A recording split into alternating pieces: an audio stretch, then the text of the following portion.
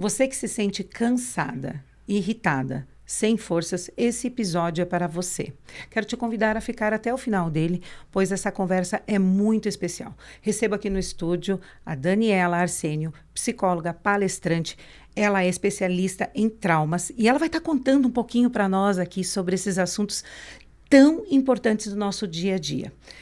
Daniela, seja muito bem-vinda ao De Dentro para Fora. É uma alegria tê-la aqui conosco. Mirtz, eu que te agradeço pela oportunidade, pelo convite de estar aqui.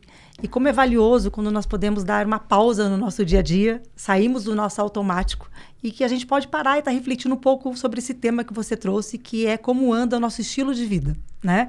Então você disse de mulheres que estão sobrecarregadas, estressadas, cansadas, irritadas, sem força. O que será que tudo isso significa? O que será que tudo isso está querendo dizer?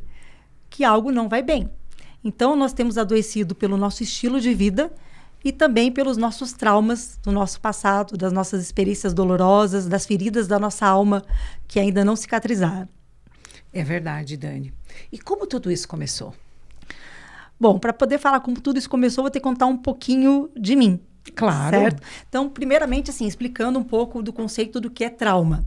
Toda vez que a gente falar sobre trauma aqui, nós vamos estar falando sobre um evento que aconteceu, um evento físico ou emocional, que ocorreu quando o nosso organismo não estava pronto para suportar aquilo que aconteceu ou o nosso organismo não conseguiu se proteger sozinho. O trauma não é o evento em si, não é a experiência dolorosa em si, mas é o registro que ficou em cada um de nós.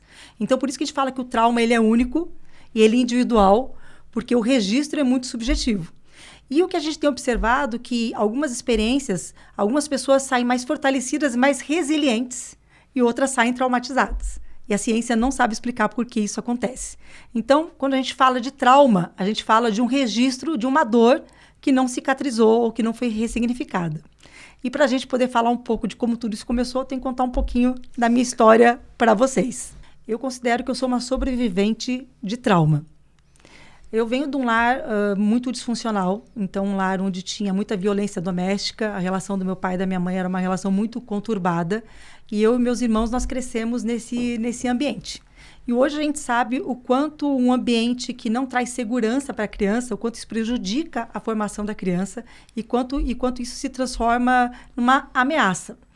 Então, naquele dia a dia, eu tinha muito receio do que poderia acontecer com a minha mãe, eu tinha muito receio que a minha mãe ficasse muito machucada, eu tinha muito receio de acordar no outro dia e minha mãe não estar mais ali com a gente. Então, das coisas que aconteciam entre ela e o meu pai. Com isso, eu fui crescendo com uma certeza dentro de mim assim, quando eu crescer, eu quero casar e no meu casamento tudo vai ser diferente. Então, quando meu pai e minha mãe brigavam, muitas vezes eu me via me isolando, muitas vezes eu me via indo para o banheiro e eu ficava atrás da porta do banheiro deitada em posição fetal, pedindo que aquilo acabasse logo. Outras vezes eu me metia no meio da briga entre eles, tentando separar, só que eu era só uma criança, né? Eu era totalmente impotente diante de tudo aquilo que acontecia. E eu e meus irmãos, a gente muitas vezes se refugiava um do outro para a gente poder cuidar um do outro, porque os nossos pais não estavam conseguindo cuidar, pelo menos emocionalmente, de nós. Meu pai, um homem muito correto, muito esforçado, sempre foi provedor. Minha mãe, aquela mãe galinha choca, que queria fazer tudo pra gente, mas eles não tinham inteligência emocional. Hoje eu olho para eles e entendo que eles também tinham dores dentro deles, e essas dores faziam que eles se comportassem daquela maneira. E eu cresci dentro desse ambiente querendo ter a minha vida e acreditando que quando eu casasse, eu ia poder fazer diferente.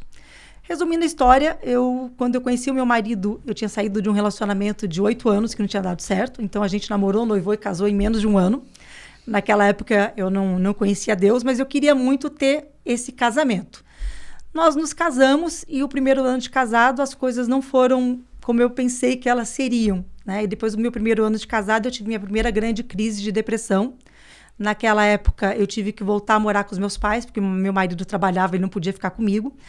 E depressão, eu falo que é um câncer na alma, né? Então, é uma doença uma doença silenciosa, que ela vai chegando sem que a gente perceba, e ao mesmo tempo você corre risco de vida quando você está passando por uma situação como essa, porque você vai adoecendo fisicamente, psicologicamente, além das ideias que muitas vezes vêm, e eu tinha muita ideação suicida naquela época, né?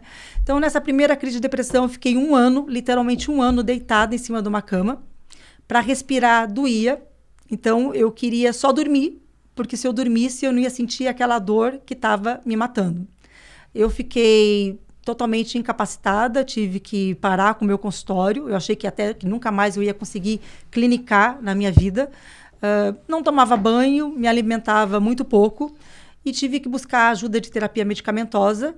E em 3 meses eu fui de mais ou menos 55 quilos para 80 quilos, porque nenhuma medicação me tirava daquela crise. O médico ia tentando, mas demorou para que as medicações fizessem efeito no meu organismo.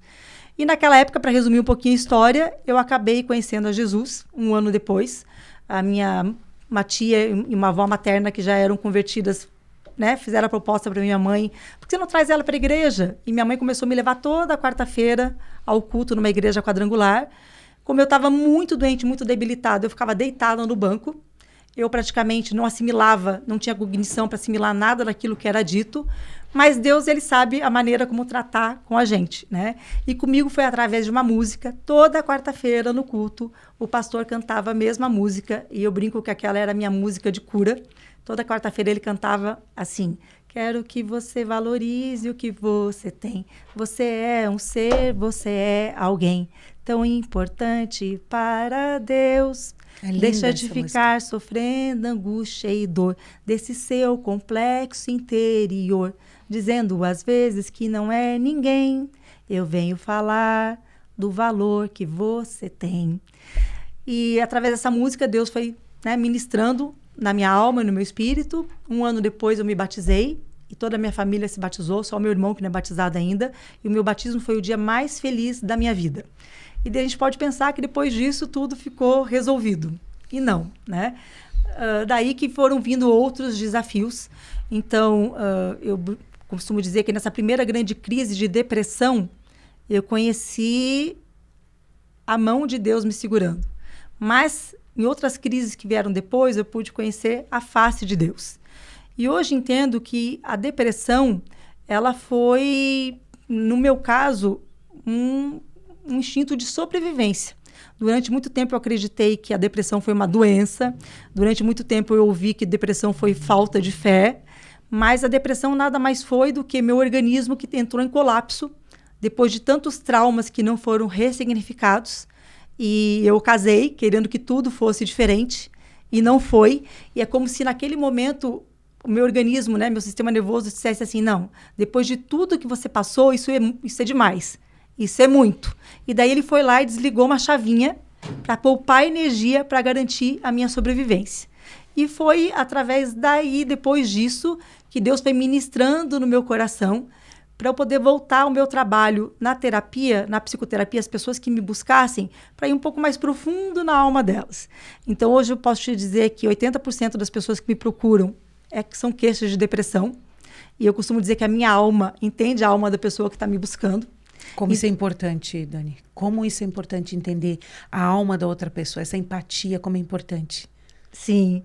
E daí, quando alguém me procura com essa dor, né, eu olho para aquilo e falo assim: não, se Deus me tirou daquele buraco tão profundo onde eu estava, e Ele foi restituindo tudo na minha vida, com essa pessoa que está na minha frente não vai ser diferente. Então, eu peço para ser instrumento de cura na vida das pessoas. E o meu olhar hoje tem sido para trauma, porque eu sei que experiências que não são ressignificadas, elas voltam para a nossa vida de alguma forma. Seja em forma de sintoma físico, ou seja em forma de sintoma mental. Aquilo que eu não dei conta, que a minha mente não deu conta de processar, aquilo vai voltar em forma de doença. Então, trabalhar trauma é você poder se libertar de um cativeiro. Eu costumo dizer que como se a nossa alma estivesse presa dentro de um cativeiro, e quando você vai olhar para essa questão de trauma, para ressignificar, para reprocessar, é libertar a alma de um cativeiro que ela está presa, que muitas vezes nem ela sabe que ela está aprisionada ali. Que profundo. Eu tô aqui assim, não conhecia essa situação de vida tua. E é claro que você está sendo instrumento de cura na mão do Senhor, na vida de tantas pessoas. Por isso que eu entendo que algumas amigas têm entrado em contato comigo e falado que incrível que você está com a Dani aí. E de fato é incrível mesmo. E quando que você percebeu de ligar com as próprias pacientes, a percepção sua de trazer essas informações para ela mais profundo na ressignificação da dor delas? Então, o que eu comecei a observar no meu consultório? Que as mulheres chegavam cada vez mais, e mulheres admiráveis, mulheres assim com muito valor, né? Mas elas estavam chegando cada vez mais sobrecarregadas, cansadas, desanimadas, irritadas e muito culpadas. Mulheres que desempenham vários papéis dentro de casa, como mãe, como esposa, papel profissional, desempenham papéis dentro da igreja, muitas vezes até, né, fazendo trabalhos sociais, mas se sentindo muito culpadas, como se não fossem boas o bastante, ou como se nada daquilo que elas fizessem fosse o suficiente. Então, eu fui percebendo que no discurso das mulheres tinha uma crença negativa, de um olhar muito negativo sobre si mesmas, uma baixa autoestima, totalmente sem identidade. E aquilo foi me chamando a atenção, né? O que essas mulheres têm em comum? Né? Que ferida é essa? E aí eu comecei a perceber que sim, todas elas tinham uma experiência dolorosa que não havia sido ressignificada e que, de alguma forma, aquilo estava aparecendo no dia a dia, muitas vezes através desse cansaço. Então, trauma tem vários sintomas. Tem os sintomas físicos, tem os sintomas emocionais, tem os sintomas mentais, mas um cansaço pode ser reflexo de trauma. Uma procrastinação pode ser um reflexo de trauma. Uma dor na garganta pode ser um reflexo de trauma. Como assim? Procrastinação também. Desculpa te interromper, mas eu gostei desse assunto aí. Procrastinação pode ser um sintoma de trauma. Pode ser um sintoma de trauma. A nossa mente, ela sempre tenta nos proteger. Então, quando o nosso sistema nervoso, ele verifica que a gente está sob uma ameaça, algo que para o sistema entende como sendo aquilo ameaçador, ele vai ter algumas defesas básicas. Luta, fuga, congelamento ou dissociação. No meu caso, por exemplo, a minha depressão, que defesa que o meu sistema lançou mão? Congelamento. Eu paralisei, eu deprimi. E a própria procrastinação pode ser uma defesa, porque eu posso ter aquela crença de, e se eu fizer e eu não for boa o bastante? E se eu não conseguir um bom resultado? Então, a minha mente me segura para que eu procrastine, para que eu não tenha que lidar com aquela dor se o resultado não for tão bom o suficiente como eu imagino que deveria ser. Então, nesse sentido, a procrastinação pode ser um sintoma de um trauma que está aí por trás. E a partir disso, você começou a trabalhar com várias abordagens. Então, a partir disso, eu falo que a gente tem um repertório, né? Então, a minha formação foi se dando desde que eu terminei psicologia com 21 anos. Primeiro eu fiz psicodrama, que é uma abordagem, uma linha humana existencialista dentro da psicologia. Depois eu fiz psicossomática. Daí eu fiz terapia cognitivo-comportamental. Até que eu conheci as terapias com base no cérebro, que a gente chama de terapias brain-based, terapia EMDR e brain spotting. O que me levou para isso? Justamente a minha história de vida. Então, eu passei pelo processo de depressão, eu superei aquilo, mas eu continuava, já fazia acho que 15 anos que eu tomava medicação ainda. E toda vez que eu tentava parar com a medicação para depressão, eu tinha uma recaída e levava mais 4 ou 6 meses para poder sair do fundo do poço. Hoje eu entendo que depressão é uma doença neuroquímica, então tem casos que a terapia medicamentosa é importante. Depressão é uma doença da alma, é uma ferida que não foi cicatrizada, que não foi curada. Espiritualmente falando, hoje eu entendo que depressão também é uma opressão. E a Bíblia diz que nós somos corpo, alma e espírito. Então a gente tem que cuidar das 3 áreas conjuntamente falando. E daí nessa caminhada, me trabalhava, ficava um tempo bem, daqui a pouco tinha uma recaída da depressão novamente. Eu faço terapia desde os meus 15 anos de idade, né? Por conta das questões de família, eu comecei a fazer um processo terapêutico muito cedo. Então, tem coisas que eu já tinha visitado, assim, né? Os lugares mais profundos da minha alma e elas voltavam. Foi quando, mais ou menos, em 2015, me falaram do Brain Spotting. E eu fiquei com muito interesse de poder fazer o curso. Então, eu fiz a formação em Brain Spotting primeiro, depois eu fiz em terapia MDR. E comecei a ser acompanhada por uma psicóloga que também tinha formação em Brain Spotting.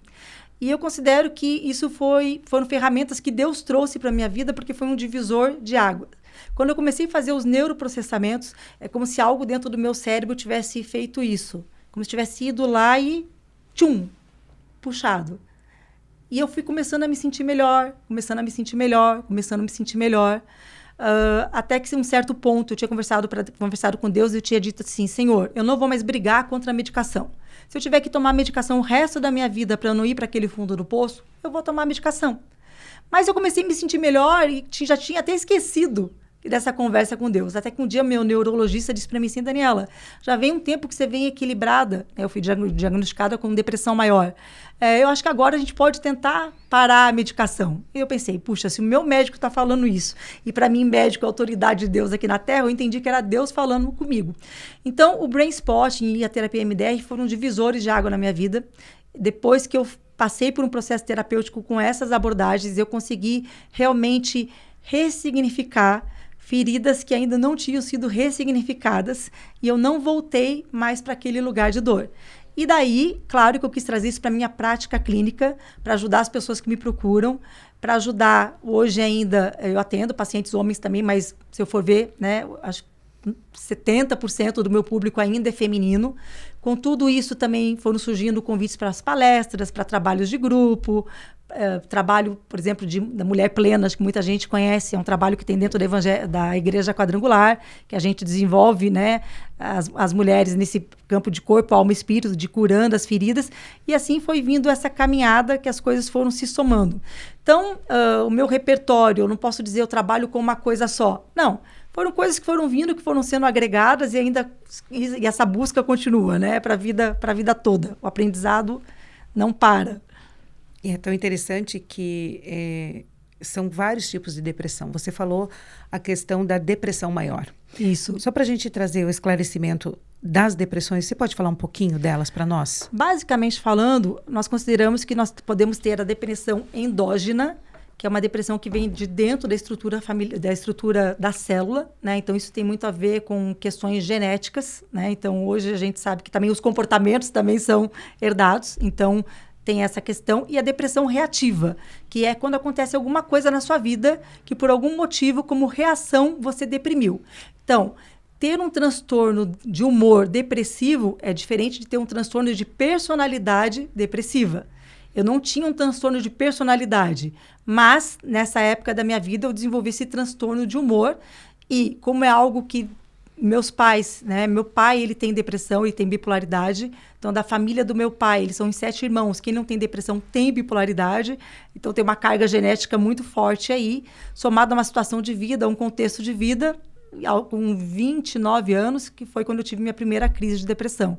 Então, a depressão, ela também pode ser uma depressão leve, pode ser uma depressão moderada, pode ser uma depressão maior.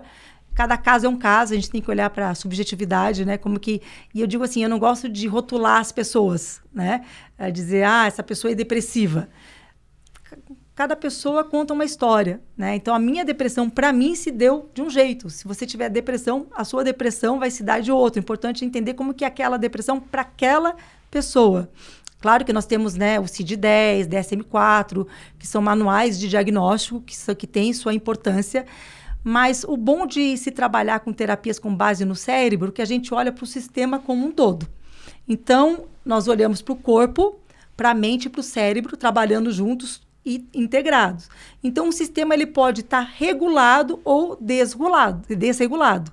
Então, independente de qual seja o transtorno que aquela pessoa traz, o nosso olhar é: esse sistema está desregulado. Eu preciso ajudar que esse sistema aprenda a se autorregular. Por que um sistema se desregula? Porque alguma situação aconteceu que foi muito estressante, que o cérebro não conseguiu processar aquela informação. O nosso sistema nervoso, ele é especialista em resolver problema. Deus criou o nosso sistema nervoso de uma maneira fantástica, desde que ele esteja dentro de uma janela de tolerância de estresse. Estresse faz parte da vida, todo mundo sente estresse, né? Então, quando a gente está dentro de uma janela de tolerância de estresse, algo acontece, o nosso sistema nervoso processa aquilo e aquilo vem em forma de informação, de memória organizada para o nosso subcórtex, que é a parte de cima do nosso cérebro. Nossa parte temporal, organizada, sequencial, que tem juízo de valor, tomada de decisão. Eu e você, para conversar aqui, estamos usando o nosso neocórtex. Certo. Quando a situação é estresse demais, aquilo que acontece, o sistema nervoso não consegue processar. E aquilo fica fragmentado e ficar alojado em forma de manchas neuroquímicas na parte de baixo do nosso subcórtex, que é a nossa mente mais profunda, dentro do nosso mesencéfalo. Então, por exemplo, a vivência com os meus pais. Meu sistema nervoso não conseguia processar as coisas que aconteciam no dia a dia, porque basicamente era um estresse crônico. Eles brigavam quase todos os dias. Quase todos os dias eu tinha uma descarga de adrenalina e cortisol no meu organismo. Meu sistema nervoso não conseguia processar aquilo que ia acontecendo. Aquilo ficou fragmentado e veio para o meu subcórtex, onde está minha mente mais profunda. Como que isso voltou para mim anos depois? Em forma de depressão, em forma de doença. Então, no nosso dia a dia, tudo que a nossa mente não processa vai voltar para nós, de alguma forma, em forma de sintoma físico ou mental. Então, nas terapias de neuroprocessamento, a gente quer ajudar que esse sistema nervoso, que ele consiga se autorregular. O nosso cérebro, a nossa neurobiologia, ela sabe fazer isso sozinha. Deus criou a nossa neurobiologia de uma maneira que a gente pode fazer isso sozinho. Daí você vai me perguntar, mas se pode, então por que a gente não faz? Eu ia te fazer essa pergunta mesmo. Porque a gente sente que são situações que o nosso sistema nervoso identificou como ameaça. Situações em que o nosso cérebro não se sente protegido. Eu era uma criança, eu via meus pais brigando. Eu tinha receio que meu pai ferisse a minha mãe ou até matasse ela. Aquela preocupação excessiva diariamente, quase diariamente, traz uma fragmentação e essa fragmentação voltou como depressão. Voltou como sintoma, como depressão. Então, toda vez como criança, uma criança não consegue se autorregular sozinha. Um adulto consegue. Sim. Uma criança precisa de um cérebro maduro, de um adulto que esteja estável para ajudar ela a se regular. Como é que estava o cérebro do meu pai e da minha mãe? Nada estável, totalmente instável. Então, não tinha essa segurança que eu precisava. Então, na terapia, o que a gente faz? A gente acolhe a pessoa que nos procura, a gente faz com que o cérebro do paciente se sinta seguro. Então, a função do meu cérebro é dar segurança para o cérebro do meu paciente, para que ele possa acessar o registro de memória traumática e fazer um trabalho que lá atrás o cérebro dele não conseguiu fazer porque se sentia em ameaça, que é ressignificar aquela memória. Lembrando que nós podemos ter memória explícita e memória implícita. Memória explícita são os fatos que a gente lembra. Até no MDR, até fatos que não lembra, eles podem vir na memória. Sim. E mesmo que não lembrar, a cura pode acontecer? Pode acontecer. Então, o fato de eu não lembrar não significa que eu não tenha um registro de trauma. E que não foi feito o reprocessamento no caso do uso da técnica apropriada. Trauma, ele está em registro em memória explícita, que são os fatos que a gente lembra. Certo. Mas ele também tem registro de memória implícita. Sim. Que são as sensações do corpo. Tudo aquilo que eu vivi, que ficou registrado no meu corpo, isso volta de alguma maneira. Então, para poder te explicar um pouco melhor isso, assim, a gente fala que neurônios que disparam juntos, eles permanecem juntos. Sim. Vou te citar um exemplo de um paciente meu, que ele veio para terapia com uma demanda que ele não conseguia, um executivo muito bem sucedido, mas que ele tinha muita dificuldade de dar entrevista, ele tinha muita dificuldade quando ele tinha que falar no microfone para a empresa, no auditório da empresa, ou até mesmo em reuniões. Ele não conseguia se soltar. Ele sentia como se algo estivesse segurando ele. Então, aquela pergunta que você me fez lá no início, né? Como a gente sabe que a gente tem trauma? Toda vez que você estiver numa situação que você sente assim, puxa, eu quero fazer diferente e não consigo. Eu não queria sentir assim, mas eu me sinto. Parece que tem algo que me segura e não me deixa ir. Possivelmente tem um trauma que está te segurando. Olha então, ele veio só. com essa queixa. Daniela, eu sei o que eu tenho que falar, mas quando chega na hora, eu travo. E eu não sei de onde isso vem. Essa era a queixa dele.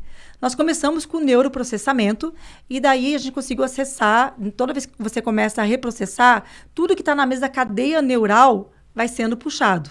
E a gente foi indo, até que veio uma lembrança dele da época do colégio, quando ele tinha mais ou menos uns 7, 8 anos, que ele teve que fazer uma apresentação na sala de aula.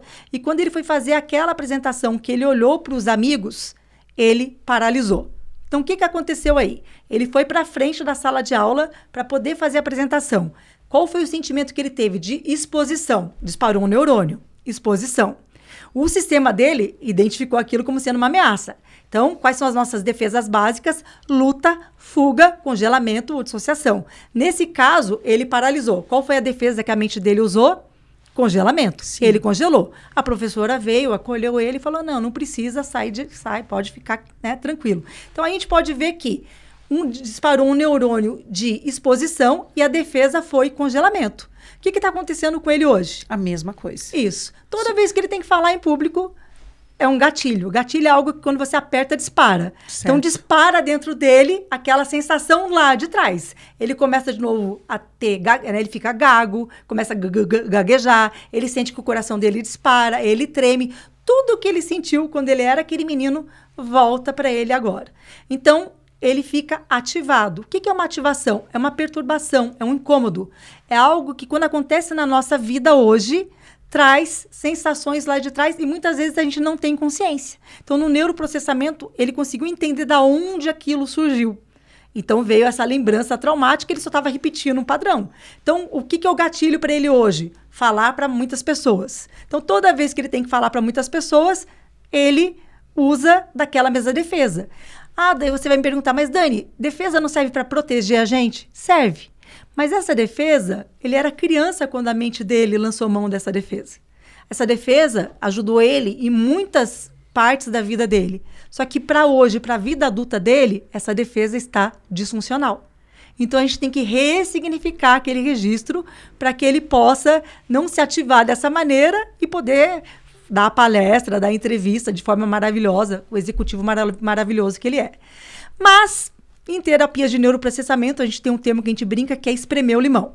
Quando veio essa lembrança, eu fiquei assim, na dúvida, eu pensei, esse não é o evento-chave. Não acredito que foi aí que foi a origem do trauma dele. Para mim, ali foi uma situação que ele estava se retraumatizando de algo que já tinha ali. E nesse espremer o limão, daí a gente conseguiu ir buscando outras lembranças.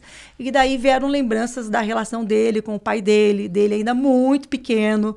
E o pai dele, quando ele queria falar, explicar alguma coisa, o pai dele falava para ele, fica quieto, você não sabe o que você está falando. E ele foi crescendo com aquilo que sempre que ele queria falar, o pai dele, você não é bom em nada, fica contando vantagem. O que você acha que está falando? E daí sim a gente conseguiu acessar as memórias de evento-chave que vinham dessa relação com esse pai, ainda dele muito, muito, muito pequeno, né, na época da primeira infância. Então, o neuroprocessamento é mais ou menos isso. A gente quer resgatar um tesouro perdido, né? Tem uma metáfora que a gente utiliza, que é como se tivesse vindo uma tempestade, te arrastou para o alto mar e você foi parar lá numa ilha. No neuroprocessamento, o que a gente quer é te resgatar daquela ilha e trazer para o continente. Só que no meio do caminho a gente dá uma paradinha para acessar o tesouro que está lá no fundo do mar. Mas a gente tem todas as ferramentas, todos os aparelhos de segurança para que você possa mergulhar, resgatar o tesouro perdido e daí você poder voltar para a civilização, poder voltar para o continente. E assim a gente vai fazendo, conforme as demandas vão surgindo. Cada neuroprocessamento é de um jeito diferente. Cada cérebro é um cérebro, né? A única certeza que a gente tem é na capacidade da neurobiologia de se autorregular. Desde que, como terapeuta, num espaço terapêutico, eu tenho que dar essa segurança para o cérebro poder acessar. Né? Muito acolhimento. Agora, a pergunta que não quer calar. O que aconteceu com esse moço? Não. Hoje ele está bem. Hoje ele está bem. Ele já fala em público. Ele fala em público. O que acontece? Daniela, ele não tem mais ativação? Tem. Ele tem ativação. E ativação são coisas que, de repente, sempre vão continuar tendo. Mas o que muda? Sair da ativação mais rápido. Então, hoje, quando ele vai ter uma entrevista ou que ele vai falar para os funcionários dele, ele ainda sente que o coração dá uma acelerada.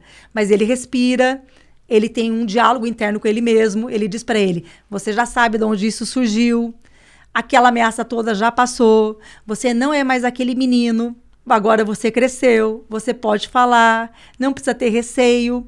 O seu pai não está aqui para dizer que o que você está falando não serve, ou não funciona, ou que você não é bom o suficiente, você não acredita mais nisso. Então, o que a gente vai aprendendo a fazer também é acolher as nossas partes feridas. A gente brinca que dentro de nós mora uma galera.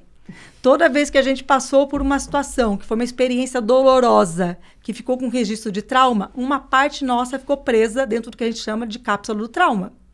Então, quando a gente vai reprocessando, várias partes vão surgindo e a gente vai aprendendo a acolher essas partes. E toda vez que você resgata uma parte, você vai ficando mais inteiro e você vai aprendendo a conversar com aquela parte ferida. E daí você começa a perceber, opa, peraí, eu tô aqui agora, mas que parte é essa que tá ativada? Você aprende a conversar com a sua parte, dizer, fica tranquilo, fica quieta aí, pode deixar que eu vou dar entrevista, eu sei o que eu tenho que falar. Respira. Então, a gente chama de um trabalho de partes, né? Você vai aprendendo a reconhecer quais são as suas partes feridas e outras partes também que são partes saudáveis, vai aprendendo a acolher e nisso você vai se sentindo mais integrado, com mais autonomia, com mais segurança, com mais liberdade. É verdade. Pensando sobre o que você está falando, quantas pessoas elas estão envolvidas em situações que não dão conta de seguir em frente. Perde-se projetos, perde-se tantas coisas porque não pararam para, de repente, se ver. E, de repente, tem alguém que está nos ouvindo agora, antes que tudo desmorone na vida dela. Ela percebeu, na nossa conversa aqui, ela percebeu alguns sintomas. O que você falaria para ela buscar hoje? Bom, eu sou meio suspeita, mas eu falaria, busque ajuda psicoterapêutica. Claro que a psicoterapia não é o único caminho de autoconhecimento, Sim. Né, mas é um caminho que eu trilho, tanto pessoalmente falando como profissionalmente, eu vejo resultados e acredito. Mas a primeira coisa é se acolher. Porque muitas vezes nós acabamos nos condenando, nos criticando, nos acusando, e a gente sabe que condenação e acusação não vem de Deus. E toda vez que você se acusa, você se retraumatiza. Então, a primeira coisa, isso. Se acolha. Pare, respire, tome consciência. A gente vive no automático. 95% da nossa mente é automática, só 5% é consciente. Então, a gente vive no dia a dia um script antigo. É como se fosse um computador que tem um programa que está bugado, como o pessoal da informática gosta de dizer, que já está desatualizado, está com vírus, e a gente continua rodando aquele programa, acreditando que é daquele jeito, mas ele está totalmente desatualizado. Então, se você percebe que você tem uma dor que você não consegue nomear, possivelmente tem alguma questão traumática que você precisa ressignificar. Como fazer isso? Se acolhendo. Pare, respire, diga para si mesma, você fez o melhor que você pôde. Até aqui você fez o melhor que você pôde. E se você conseguiu chegar até aqui, mesmo com toda essa dificuldade, isso significa o quê? Que tem muita força dentro de você. Talvez você possa estar passando por um momento que você está fragilizada, mas certamente fraca você não é. Ah, mas por que você diz isso? Ué, se até hoje você conseguiu viver do jeito mais difícil, significa que tem muita força aí dentro. É verdade. O que muda? Aprender a viver diferente, de um jeito mais leve. Não vai ser mais difícil, só vai ser diferente. Então, a nossa mente automática, Mirtz, é como se ela fosse uma via rápida que os carros vão super rápido, né? E a nossa mente consciente, eu brinco como se fosse uma estrada de chão que a gente tem que abrir no meio de uma floresta. Tem como concorrer? Não. E 95% da nossa mente é automática. Quando a gente fala em mente, nós estamos dizendo pensamentos, sentimentos e comportamentos. O que significa? Mau hábitos de pensamentos, mau hábitos de sentimentos, mau hábitos de comportamentos. E o que a gente quer? Ampliar a consciência. Então, respondendo a sua pergunta, comece duvidando daquilo que você pensa. Olha. Quando vier um pensamento, eu não sei se eu consigo. Eu acho que eu não sou boa o bastante. Fulano e ciclana são melhores do que eu. Nada que eu faço dá certo. Isso são todos pensamentos negativos. Pensamentos negativos são todos mentirosos. Então, por que você está acreditando numa mentira? E para nós que somos cristãs, da onde que vem a mentira? Quem é o pai da mentira? Então, se um pensamento negativo é mentiroso e não vem de Deus, eu preciso acreditar nele? Claro que não. Então, comece a duvidar dos seus pensamentos. Primeira coisa, quando vem um pensamento negativo, se questione. Pergunte assim, mas eu preciso pensar desse jeito? De que outra maneira eu posso pensar? Mesmo que a resposta não venha na hora, você está mandando uma pergunta para o seu subconsciente. Mas eu preciso me sentir assim, diminuída? De que outra maneira eu posso sentir? E assim você começa a olhar de outra perspectiva.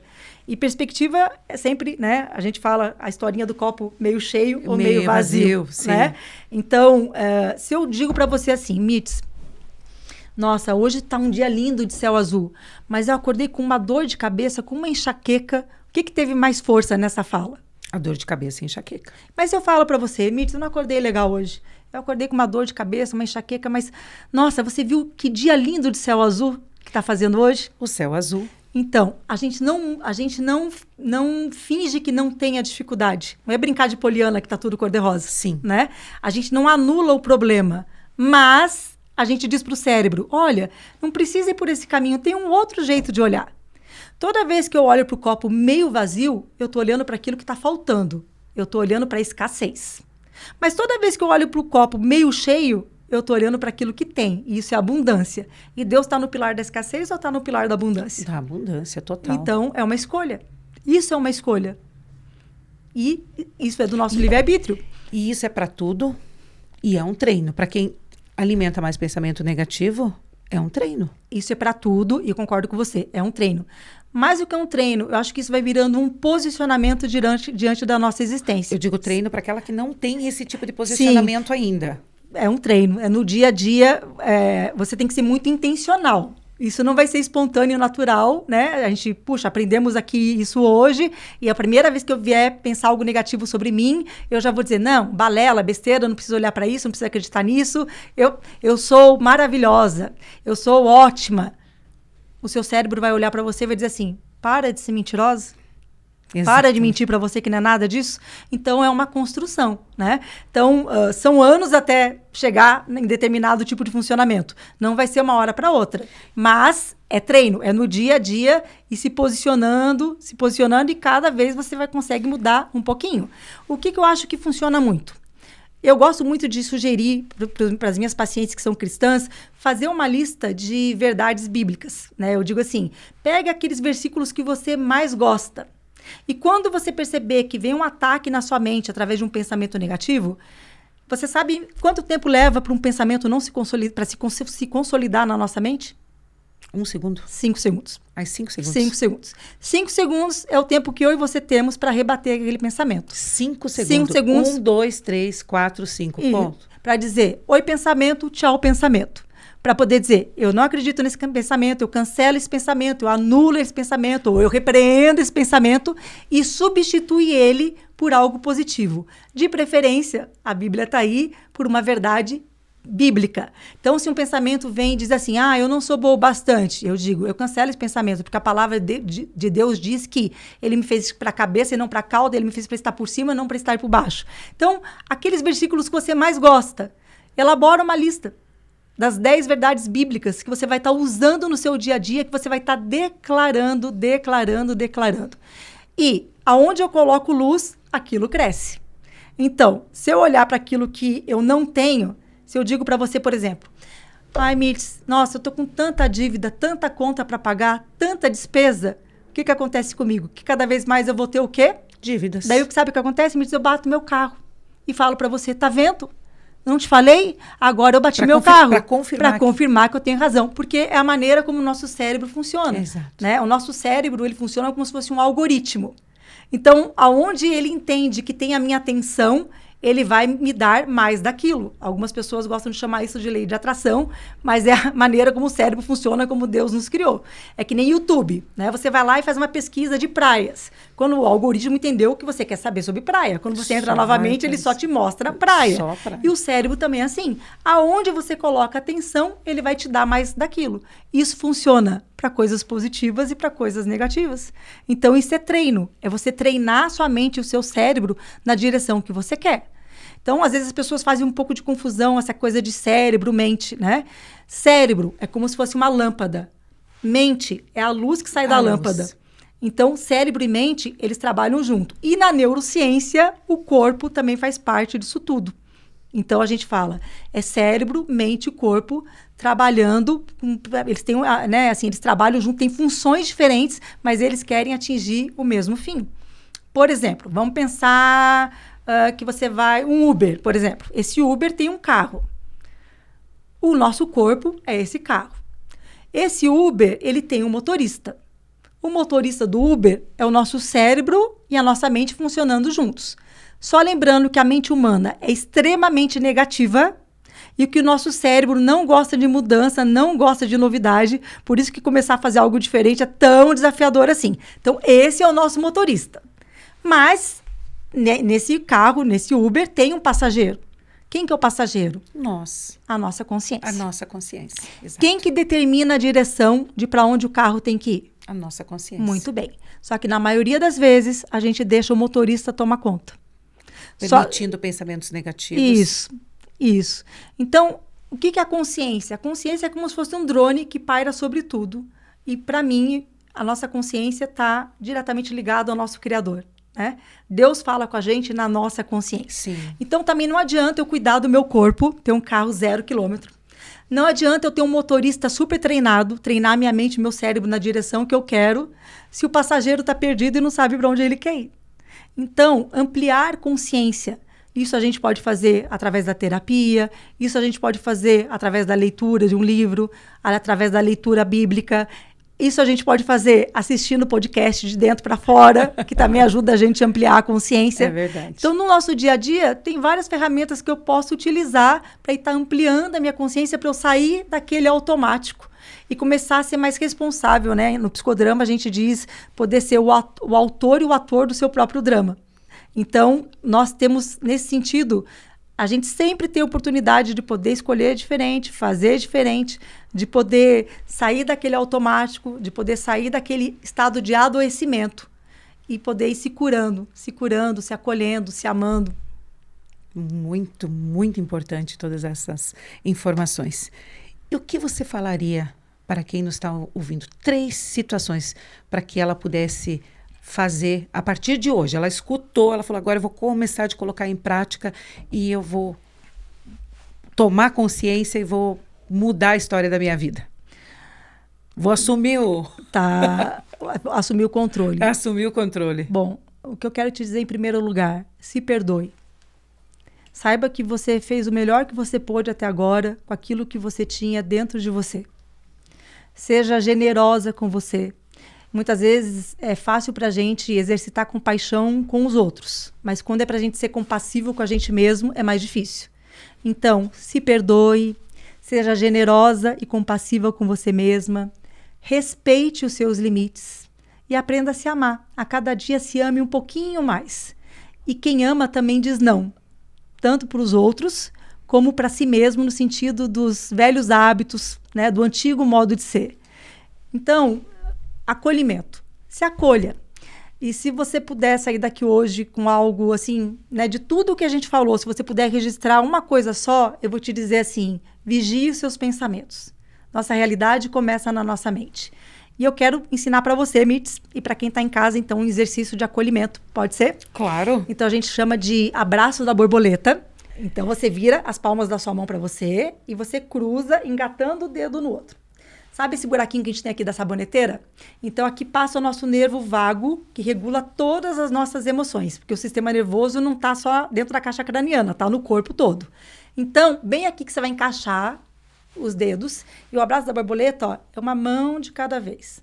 Uma mão de cada vez. Isso é um estímulo bilateral. Bilateral é que vai de um lado para o outro. E quando você faz isso, você vai acalmando o seu sistema nervoso. E se você fizer isso com respiração, então, fica melhor ainda. Então, você inspira profundamente, como se você fosse contando de 1 até 4. Segura 2 tempos. E depois você expira. Solta o ar devagar, como se você contasse até 6. Então, vamos fazer mais uma vez. Inspira, Mirtz. Segura. E agora solta devagar. Isso. Isso faz com que o sistema parasimpático, que é responsável pelo bem-estar, se ative para acalmar o sistema simpático.